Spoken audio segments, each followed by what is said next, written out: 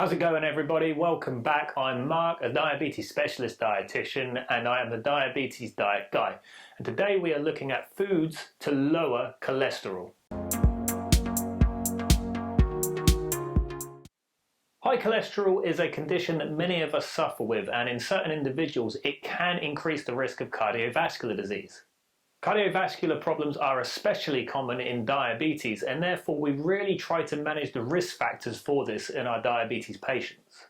High cholesterol levels are a result of genetics, lifestyle, and medical background. Unfortunately, we can't do much about our genetics, but we can do things about our lifestyle and also our diabetes management. In the general population, it's recommended to keep cholesterol levels below 5 millimoles per litre. However, in diabetes, this figure is reduced to 4, and this is because of the cardiovascular complications that can come with persistent hyperglycemia or high glucose levels over a long period of time. Therefore, adding additional risk factors on top of this, such as high cholesterol, can increase the risk of cardiovascular events. But first, let's talk about risk. Not everyone with high cholesterol will go on to develop cardiovascular problems. In healthcare, risk is the currency that we deal in. So we look at how many risk factors that you have, and then what the chances are that you may go on to develop complications. Now, in diabetes, it's rarely the glucose that gets you. It's the complications that the glucose brings. And one of the main factors, in fact, the biggest contributor to mortality in diabetes is cardiovascular problems. This means high glucose levels affect your circulation, your ability to pump blood around your body, your heart health, and it also increases the risk of stroke. Naturally, we're very keen to reduce the number of risk factors that you have, whether that's high glucose levels, high cholesterol levels, or any other number of risk factors. Therefore, cholesterol is just one piece of the puzzle, and there'll be many different pieces that make up the full jigsaw.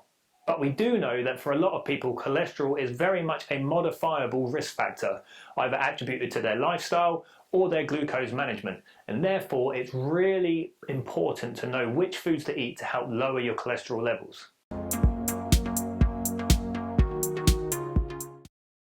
Cholesterol is actually a natural substance that's found in the body. It's actually essential to your health. The problem is when you have too much of it. For example, cholesterol is part of the outer layers of your cells or membranes in your body. Cholesterol also helps you to produce hormones and vitamins such as vitamin D. Another example is cholesterol helps you to make bile, which helps to digest fats that you eat. These are just some of the uses for cholesterol in the body. There's a whole bunch of other ones, but you can see that cholesterol therefore is very important and plays an integral role in human health.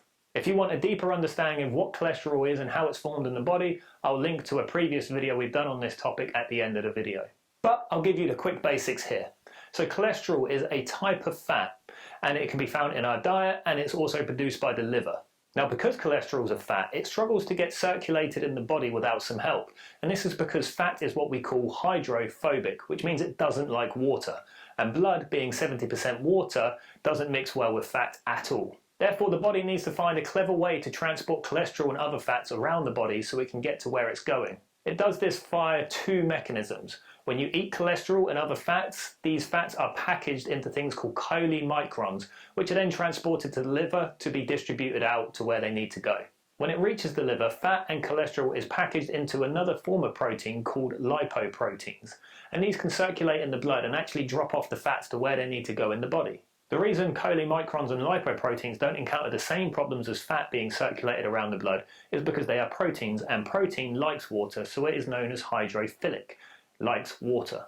Now, returning to these lipoproteins, you may be familiar with the terminologies very low density lipoproteins or VLDL, low density lipoproteins or LDL, or high density lipoproteins or HDL. Now, many of you would have heard these used interchangeably as cholesterol, but in fact, all of these examples are lipoproteins with cholesterol and fats packaged inside them.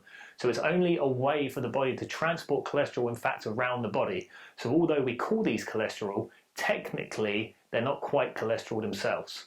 Now, first of all, let's look at VLDL and LDL. So these are conventionally called the bad cholesterol. And this is because they're produced from the liver and they distribute cholesterol and fats around the body.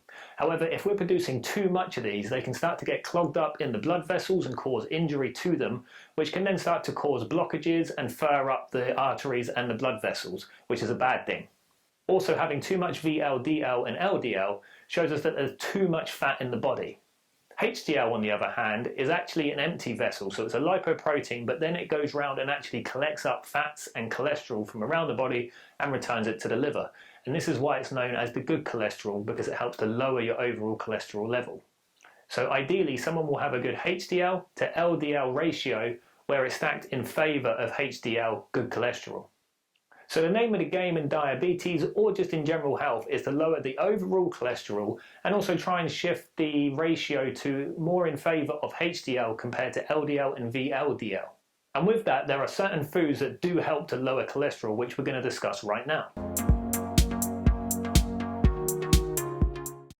One of the best ways to lower cholesterol is diet and exercise. That is well established, and it's something that's been proven time and time again over the years.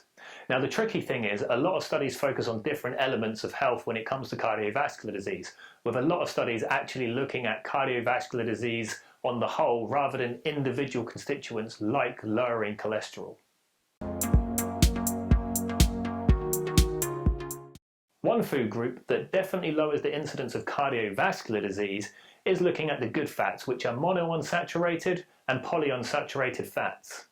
Examples of these are fish, olive oil, rapeseed oil, nuts, seeds, avocados, olives, safflower oil, and oily fish. The biggest benefit for cholesterol lowering and reduction in cardiovascular disease seems to be when you swap out saturated fats, which come from animal products like meat and cheese and other animal produce, and replace them with mono and polyunsaturated fats like the examples that we just gave. In fact, reducing saturated fat and replacing it with polyunsaturated fats, which is your essential fatty acids, omega-3 and omega-6, which you find primarily in fish oils, actually reduces the incidence of cardiovascular disease by 17%.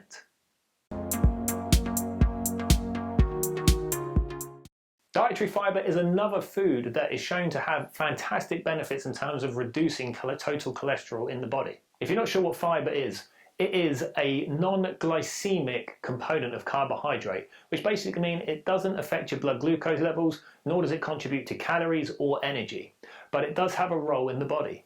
There are three main classes: non-starch polysaccharides or NSPs, resistant starch, and resistant oligosaccharides.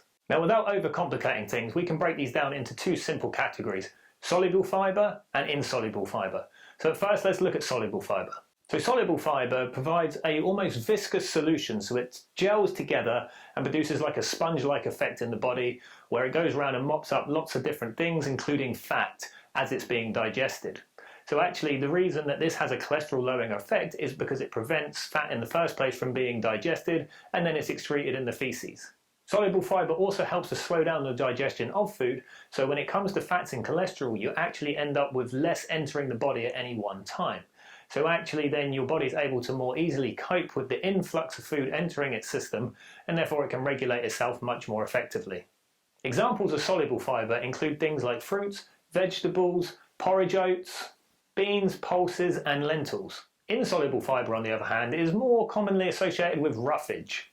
So these are things like your whole grains, cereals, nuts, skins, piths, but also there'll be an element of insoluble fibre in all the foods are listed under the soluble fibre.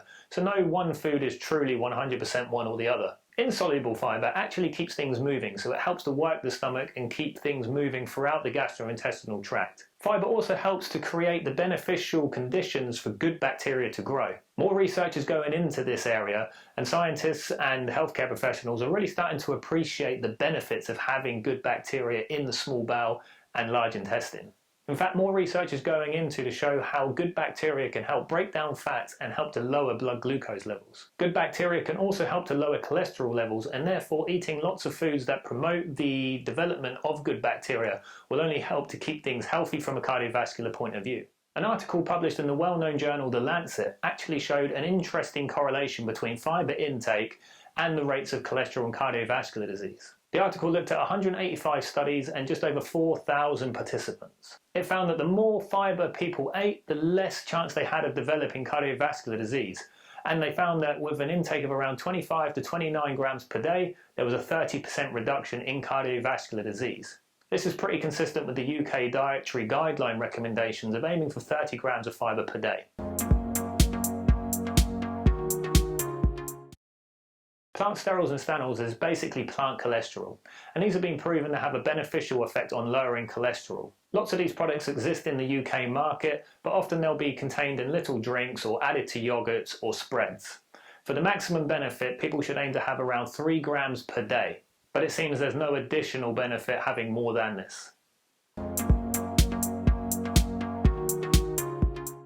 Finally, looking at diets as a whole, because we don't just eat foods in isolation, there's been lots of research to compare vegetarian diets compared to meat eaters, and also looking at a general Mediterranean diet. And actually it seems like the data indicates that following a vegetarian diet, where actually people are probably getting a lot more fruit and vegetables in their diet, has a beneficial effect in terms of lowering cholesterol and overall cardiovascular risk. Aiming for a Mediterranean diet, which although there's no actually agreed definition of this, but generally speaking it's rich in things like fish oils, fruit, fibre, vegetables, slow releasing starchy carbohydrates such as whole grains, whole wheat, and having that insoluble fibre in the diet, generally shows that there is a big reduction in cardiovascular risk and also a reduction in cholesterol. So in summary, diet can play a tremendous part in helping lower cholesterol, which is very key in managing diabetes and is one of the risk factors that your healthcare team will be paying attention to when you see them in clinic. Thanks for watching, everybody. If you found this useful, then make sure you check out the blog at diabetesdietguide.com, where we have a bunch of free information all about managing diabetes and helping to live healthy lifestyles. The whole website is designed to give you those real strategies that we're using in practice, rather than giving you the generic advice that's so often put out there in just regular sites. So it's the strategies that I'm using with patients that shows you exactly what to do to help sort out problems that you might be having with your diabetes or your health in general.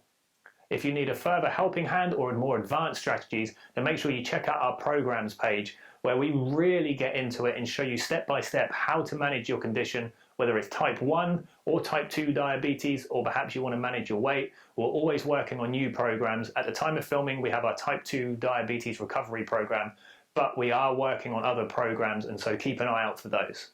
So I'll leave it there, everybody. Thanks again for watching, and we'll see you at the next video.